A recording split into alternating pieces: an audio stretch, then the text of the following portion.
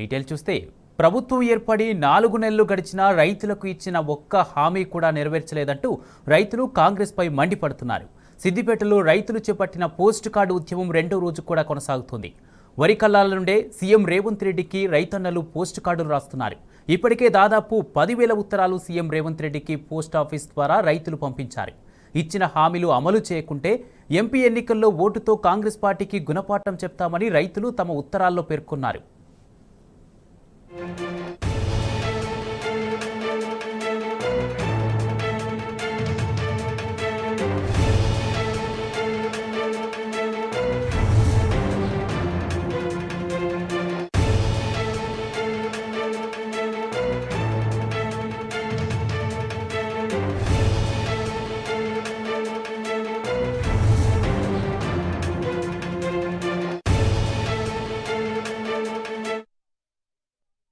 రేవంత్ రెడ్డి ఎలక్షన్లకు ముందు అన్నిటికీ సర్వరోగ నివారణ డిసెంబర్ 9 అన్నట్టుగా ప్రతిదానికి డిసెంబర్ 9 డెడ్ లైన్ పెట్టినావు.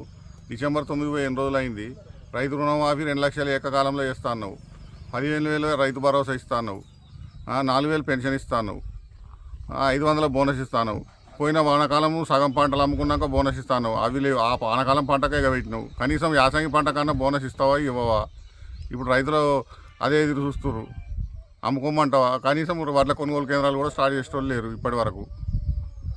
రుణమాఫీ ఎప్పుడు చేస్తావు? మళ్ళీ ఇప్పుడు ఆగస్టు 15 అంటున్నావు. 100 రోజులు అయిపోయింది, మళ్ళీ 100 రోజులు.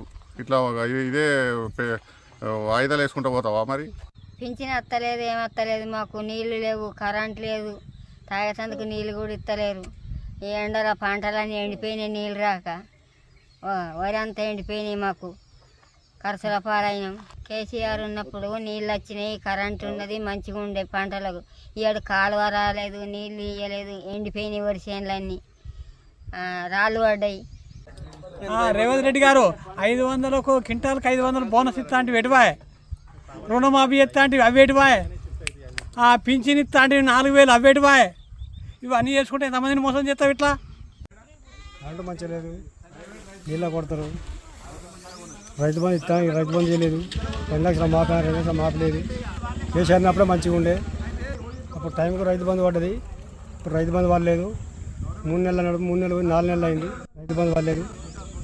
రేవంత్ రెడ్డి ఎలక్షన్లకు ముందు అన్నిటికీ సర్వరోగ నివారణ డిసెంబర్